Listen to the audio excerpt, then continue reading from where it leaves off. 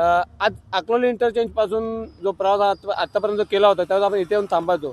इथे पाईपलाईनवर जे धामणगाव निंबवली पाईपलाईन आहे त्याच्यावर काम चालू राहायचे, त्यामुळे आपण मागणं निघायचो गावातून, निंबवली गावातून.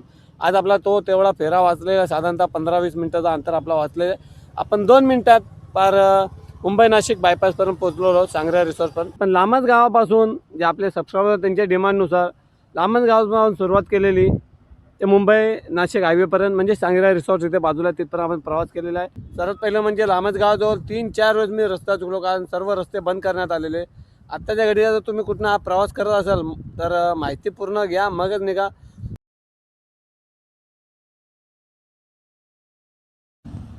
नमस्कार, मी योगी आत्मांबवले, आपल्या मराठी यूट्यूब चॅनल तुमच्या सर्वांचे स्वागत. सध्या आपण उभे ते दिल्ली मुंबई एक्सप्रेसवे, भारतातील सर्वात लांब महामार्ग. आणि आता आपण चाललो आहे लांबच गावापासून सांगऱ्या रिसॉर्टपर्यंत, म्हणजे आमने इंटरचेंजपर्यंत. कारण आपले एक सबस्क्रायबर होते ज्यांचं असं म्हणणं होतं की आपण विरारपासून आमने इंटरचेंजपर्यंत रस्ता करावा, तर विरारपर्यंत जाणं मला शक्य झालेले नाही, कारण सकाळी काही कामावर जावं लागतं. त्यामुळे मी आता लांबच जे आहे म्हणजे अकोले इंटरचेंजवरून आपण जेव्हा येतो त्यावेळेस जो आमने इंटरचेंज आहे तिथपर्यंत जाण्याचा आपण प्रयत्न करूयात, म्हणजे लांबच ते सांगऱ्या रिसॉर्टपर्यंत. चला आता पुढे जाऊयात.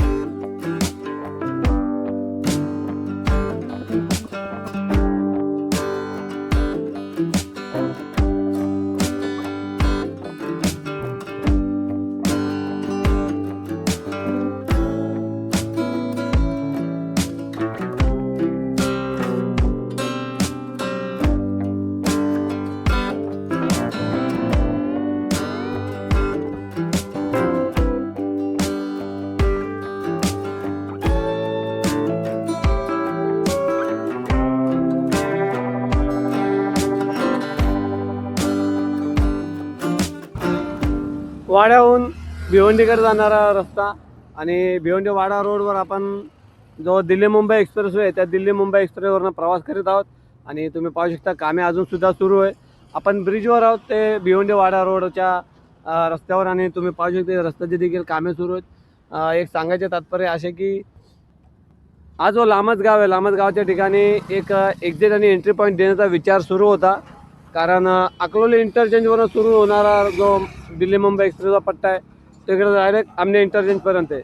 आणि भिवंडी ते वाडा हे जे रस्ता आहे, या रस्त्यावरनं खूप जास्त प्रमाणात कंटेनरची वाहतूक वगैरे होत असते, खूप वाहतूक कोंडी होत असते. आणि ती वाहतूक कोंडी होणे नाही भिवंडीत, त्यामुळे लांबच गावातून म्हणजे जिथे आपण उभा आहे इथून या दिल्ली मुंबई एक्सप्रेसला एक एंट्री एक्झिट पॉईंट देण्याचा म्हणजे असं मी लोकल न्यूज चॅनलवर वाचलेलं आहे. त्या अनुषंगाने बहुतेक ते जी म्हणजे एंट्री एक्झिटसाठी जी परवानगी असते ती देखील मिळालेली आहे, असं मी त्या लोकल न्यूज चॅनलवर वाचलेलं. आणि फक्त टेंडर काहीतरी एप्रिलमध्ये भरणार होते अशी त्या बातमीत होतं. तर या लांबच गावात एंट्री एक्झिट पॉईंट मिळाले, जागा तुम्ही पाहू शकता, भरपूर जागा इथे बाकी आहे, त्याच्या मागच्या बाजूला पण आहे. जर इथे एंट्री एक्झिट पॉईंट मिळाले तर त्याचा फायदा भिवंडीकरांना नक्कीच होईल. कारण भिवंडीत खूप जास्त प्रमाणात वाहतूक कोंडी होते जेव्हा वाडामार्गे गाड्या भिवंडीतून नाशिकच्या मुंबईच्या दिशेने जातात. कारण आपल्यासाठी आपले मराठी. चला आता इथून पुढचा प्रवास करूयात.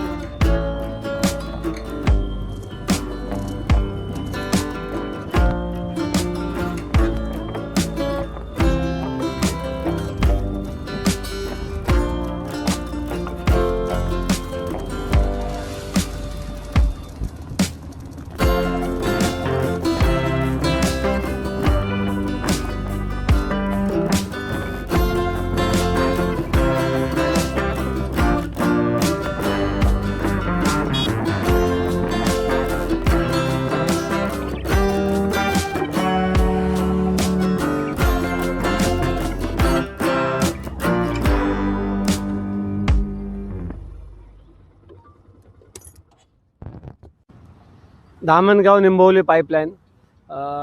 याच्या अगोदर आपण जे काय व्हिडिओ केले दिल्ली मुंबई एक्सप्रेसचे ते आपण या ठिकाणी येऊन इथनं पुन्हा मागे गेलो. जेव्हा सांगरेला आमने इंटरचेंज येऊन आलो या ठिकाणी आपण मागे फिरलो, कारण हे जो धामणगाव जी पाईपलाईन आहे पाईपलाईनवर आत्ता ज्या घडी आपण जिथे उभं या ब्रिजचे काम सुरू होते, म्हणून आपल्याला या ठिकाणून जसे आपण आमने इंटरचेंज आलेलो या ठिकाणी व्हिडिओ बनवून पुन्हा माघारी गेलेलो, किंवा जेव्हा आपण अकोले इंटरचेंजवरून आलेलो तेव्हा तिथून पुढून त्या गावातून निंबवली गावातून मग तिकडून आपण प्रवास करायचो. आणि आता मात्र डायरेक्ट आपण प्रवास करत आहोत, सरळच्या सरळ चाललेलो आहोत. आणि एक छोटीशी माहिती का आपल्यासाठी, मी योगेश आत्मा आंबोले, आपल्या मराठी यूट्यूब चॅनलवर तुमच्या सर्वांचे स्वागत. आज अकोले इंटरचेंजपासून जो प्रवास आत्तापर्यंत केला होता त्यावेळेस आपण इथे येऊन थांबायचो. इथे पाईपलाईनवर जे धामणगाव निंबवली पाईपलाईन आहे त्याच्यावर काम चालू राहायचे, त्यामुळे आपण मागणं निघायचो गावातून निंबवली गावातून.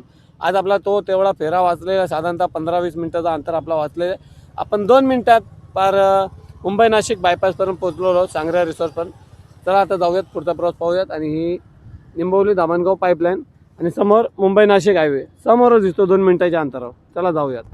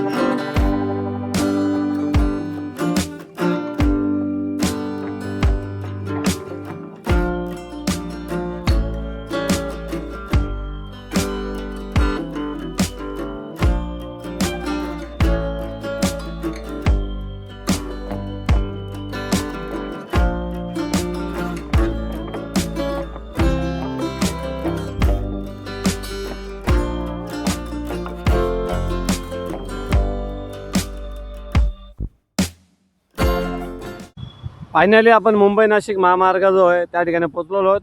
आपण आलो तिकडून, तुम्ही पाहू शकता बोर्ड लागलेले, शिरसाट 36 किलोमीटर, पालघर 62, वडोदरा 375. आपण लांबच गावापासून जे आपले सबस्क्रायबर त्यांच्या डिमांडनुसार लांबच गावापासून सुरुवात केलेली ते मुंबई नाशिक हायवेपर्यंत, म्हणजे सांगऱ्या रिसॉर्ट इथे बाजूला तिथपर्यंत आपण प्रवास केलेला आहे. आणि अशी एक छोटीशी माहिती का आपल्यासाठी, खूप मेहनत घेतली आजच्या व्हिडिओसाठी. सर्वात पहिलं म्हणजे लांबच गावाजवळ 3-4 रोज मी रस्ता चुकलो, कारण सर्व रस्ते बंद करण्यात आलेले. आत्ताच्या घडीला जर तुम्ही कुठनं हा प्रवास करत असाल तर माहिती पूर्ण घ्या मगच निघा, कारण बरेच रस्ते बंद करण्यात आलेले. आपण कसे आलो, कारण जे इतर लोक जात होते आपण त्यांच्या मागण्यावरून प्रवास करत कोणाला तरी विचारत पोचलो आहोत. आणि पार लांबच गावापासून मुंबई नाशिक बायपासपर्यंत आपण आलेलो आहोत. आता इथून पुढे मी तुम्हाला दाखवतो कसं जायचं ते, म्हणजे आपण मुंबई नाशिक बायपासपर्यंत आलो. पुढे जर आपण गेलं कसे जावे ते मी तुम्हाला ह्या व्हिडिओत सांगतो आहे.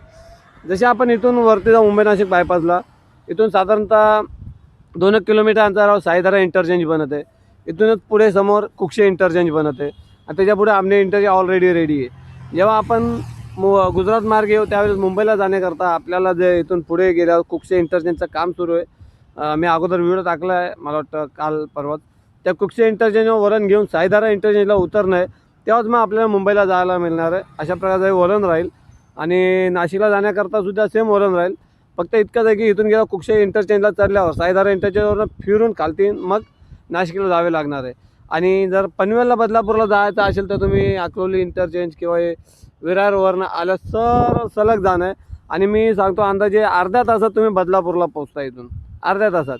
कारण इथून फक्त जो टिटवाल्याच्या ठिकाणी रेल्वे जी लाईन आहे त्याच्यावरचं काम बाकी, अदरवाईज बहुतांश काम झालेले आहेत. तर चला आता जाऊयात पुढे.